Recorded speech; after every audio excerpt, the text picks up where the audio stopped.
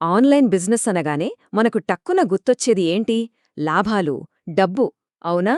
కానీ ఎప్పుడూ లాభాల వెంటే పరిగెత్తకుండా కేవలం డబ్బు కోసమే కాకుండా యూజర్ల పట్ల నిజమైన సానుభూతితో, ఎంపతీతో నడిచే ఒక సరికొత్త బిజినెస్ మోడల్ గురించి ఈరోజు మన విశ్లేషణలో తెలుసుకోబోతున్నాం. ఇంటర్నెట్ వ్యాపారాల రూపురేఖలనే పూర్తిగా మార్చేసే ఈ ఐడియా ఎలా పనిచేస్తుందో ఇప్పుడు డీటెయిల్గా చూద్దాం. ఇక్కడ మనం వేసుకోవాల్సిన అతిపెద్ద ప్రశ్న ఒకటుంది. అదేంటంటే, అసలు ఏమాత్రం అత్యాశ లేకుండా ఒక ఆన్లైన్ వ్యాపారం సర్వైవ్ అవ్వగలదా? ఎందుకంటే ప్రస్తుత ఇంటర్నెట్ ప్రపంచం ఎలా మారిపోయిందంటే, మనకు ఏదైనా వాల్యూ ఇవ్వడం కంటే మన జేబుల్లోంచి డబ్బులు ఎలా లాగాలా అని చూసే ఒక పెద్ద వలలా తయారైంది. ఈ డబ్బుల రేస్లో నేటి ఆన్లైన్ వ్యాపారాలు ఎంత దారుణంగా మారిపోయాయో మనం రోజు చూస్తూనే ఉన్నాం కదా. అసలు ఈ ఆధునిక ఇంటర్నెట్ ట్రాప్ ఎలా పనిచేస్తుందో ఒకసారి గమనిస్తే ఇదొక clear 4 step process. First, super ఆఫర్లతో, ఫ్రీ ట్రయల్స్తో మనల్ని అట్రాక్ట్ చేస్తారు. ఆ తర్వాత మెల్లగా డబ్బుల కోసం ప్రెషర్ చేయడం స్టార్ట్ చేస్తారు.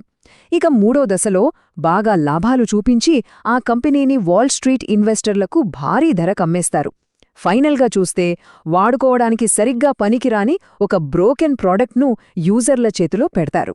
అంటే ఇక్కడ మనుషుల కంటే ఆ ఇన్వెస్టర్లకే ఎక్కువ ఇంపార్టెన్స్ ఇస్తున్నారని మనకు ఇట్టే అర్థమైపోతుంది. మరి దీనివల్ల సాధారణ యూజర్ల పరిస్థితి ఏంటి? ముఖ్యంగా ఈ ఆన్లైన్ ప్రపంచంలోకి కొత్తగా వచ్చే బిగినర్స్ పరిస్థితి మరీ దారుణమని చెప్పాలి. ఎక్కడెక్కడో దాచిన ఫీజులు, రకరకాల ట్రిక్స్ ఇవన్నీ చూసి వాళ్లు విపరీతమైన కన్ఫ్యూజన్కు గురవుతారు. ప్రతి సంవత్సరం ఇలాంటి ఆన్లైన్ స్కామ్ల వల్ల ప్రపంచవ్యాప్తంగా ఎన్ని వేల కోట్లు ఆవిరైపోతున్నాయో తెలుసా? ఎక్కడ మోసపోతామో అన్న భయంతో వణికిపోతూ పాపం చాలామంది ఉన్న డబ్బులు పోగొట్టుకుంటారు. ఈ సిస్టమ్ సాధారణ యూజర్లను ఎంతలా పిండేస్తుందో చెప్పడానికి ఇదే పెద్ద ఉదాహరణ.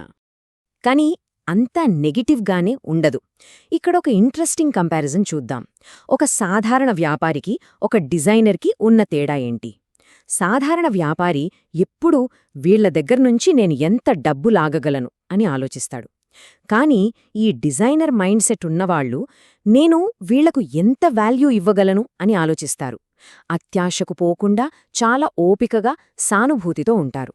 ఇలాంటి మైండ్ సెట్ గనక ఉంటే అసలు బిజినెస్ చేసే విధానమే ఎంత అద్భుతంగా మారుతుందో ఊహించుకోండి.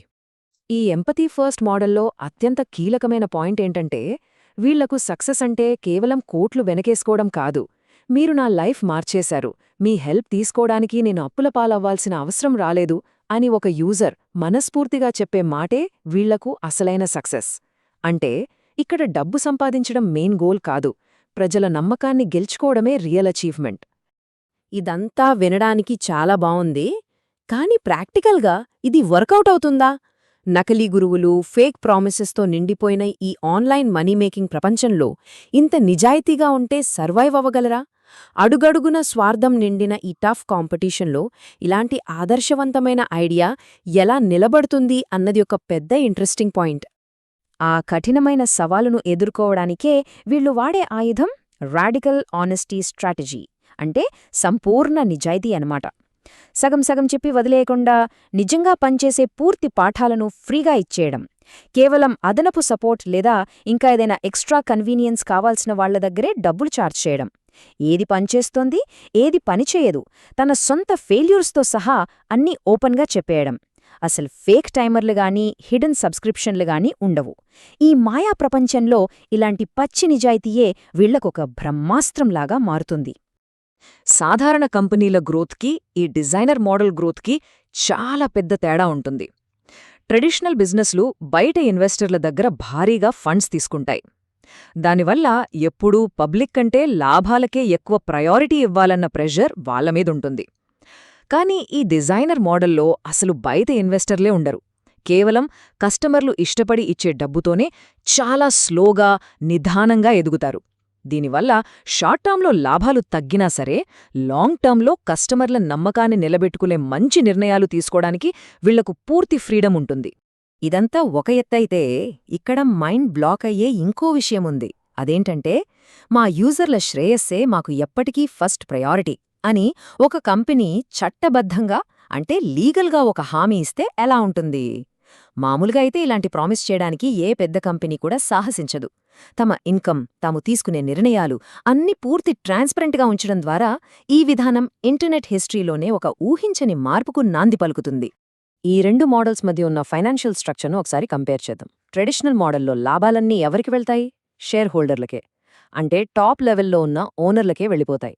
వాళ్ళెప్పుడూ ఆ వాల్ స్ట్రీట్ ఐపీఓ కోసం మార్కెట్లోకి వెళ్లడానికే ట్రై చేస్తుంటారు. కానీ ఈ సరికొత్త డిజైనర్ మోడల్లో లాభాలు కింది స్థాయికి, అంటే ఈ టూల్స్ వాడుకునే యూజర్లకే నేరుగా చేరుతాయి.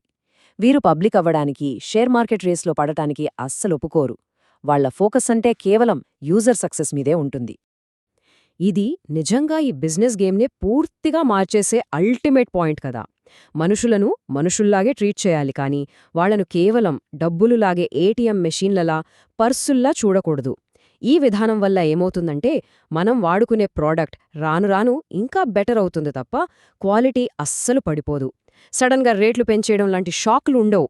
ఇది కస్టమర్కు ఎంత పెద్ద భరోసా ఇస్తుందో మనం ఈజీగా అర్థం చేసుకోవచ్చు.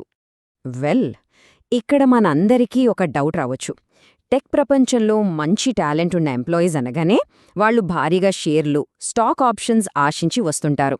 మరి స్టాక్ మార్కెట్ ఆఫర్ లేకుండా ఈ ఎంపథీ ఫస్ట్ కంపెనీ అద్భుతమైన టాలెంట్ ఉన్న వాళ్లను ఎలా రిక్రూట్ చేసుకుంటుంది? ఇవాల్టి కార్పొరేట్ ప్రపంచంలో ఇది చాలా పెద్ద ఛాలెంజ్ కదా. నిజానికి హైలీ స్కిల్డ్ ఎంప్లాయీస్లో చాలామంది ఆ గ్రీడీ కార్పొరేట్ మెషిన్లలో పనిచేసి విసిగిపోయున్నారు. వాళ్ళు ఏదైనా ఒక మంచి పర్పస్ కోసం గర్వంగా ఫీలయ్యే పని చేయాలని మనస్ఫూర్తిగా కోరుకుంటారు. లాభాల్లో వాళ్లకు మంచి షేర్ ఇవ్వడం, ముఖ్యమైన నిర్ణయాల్లో వాళ్ల మాటకు విలువివ్వడం ద్వారా ఇలాంటి టాలెంటెడ్ పీపుల్ను ఈ మోడల్ ఈజీగా అట్రాక్ట్ చేస్తుంది. డబ్బు కంటే వర్క్ సాటిస్ఫాక్షన్, నిజాయితీ ముఖ్యం అనుకునేవాళ్లకు ఇదొక పర్ఫెక్ట్ ప్లేస్ అని చెప్పాలి. అయితే ఇదంతా కేవలం పేపర్ మీద బాగుండే థియరీ మాత్రమే అనుకోకండి. హిస్టరీలో దీనికి రియల్ లైఫ్ ఎగ్జాంపుల్స్ ఉన్నాయి. వాతావరణ మార్పులపై పోరాడటానికి పటగోనియా లాంటి సంస్థలు తమ 100 కోట్ల కంపెనీలనే డొనేట్ చేసేశాయి. అలాగే ఎంతోమంది ఓపెన్ సోర్స్ డెవలపర్లు ఏళ్ల తరబడి పడ్డ తమ కష్టాన్ని ఉచితంగా ప్రపంచానికి పంచుకున్నారు. కాకపోతే డబ్బు చుట్టూ తిరిగే డిజిటల్ స్పేస్లో ఇలాంటి మోడల్ను అప్లై చేయడం అనేది మాత్రం నిజంగా ఒక సెన్సేషన్ అనే చెప్పాలి. ఇక్కడ ఆశ్చర్యకరమైన విషయమేంతో తెలుసా? మోసగాళ్లతో నిండిన ఈ మార్కెట్లో కూడా ఇలాంటి ఒక నిశ్శబ్ద తిరుగుబాటుదారుడు ఏకంగా హిస్టరీ క్రియేట్ చేయగలడు. ఇంటర్నెట్ ఎకానమీ ఇన్నాళ్లు ఫాలో అవుతున్న పద్ధతి తప్పు అని, దీర్ఘకాలంలో అత్యంత లాభాలు తెచ్చిపెట్టే అసలైన స్ట్రాటజీ కేవలం యూజర్ల పట్ల కేరింగ్ చూపించడమే అని ఈ సరికొత్త విధానం ప్రూవ్ చేస్తోంది. ఇది నిజంగా మన ఆలోచనా విధానాన్నే మార్చేసే ఒక గొప్ప కాన్సెప్ట్. సో ఫైనల్గా భవిష్యత్తు గురించి ఒక బలమైన ప్రశ్నతో ముగిద్దాం. రాబోయే రోజుల్లో ఈ ఇంటర్నెట్ ఎకానమీ ఎప్పుడూ ఇలాగే అత్యాశతో రన్ అవుతుందా, లేక ఈ పాత రూల్స్ను బ్రేక్ చేసి స్వార్థం కొంటే మంచితనానికి, నమ్మకానికి ఓటేసే ధైర్యం చేస్తుందా? బిజినెస్ అంటే కేవలం అకౌంట్లో పడే లాభాల మాత్రమే కాదు, మనమిచ్చే వాల్యూ కూడా అని నమ్మే ఈ మోడల్ ఫ్యూచర్లో నిజంగానే ఒక పెద్ద మార్పును తీసుకొస్తుందేమో చూడాలి. ఈ అంశంపై మీరేమనుకుంటున్నారో ఒకసారి ఆలోచించండి.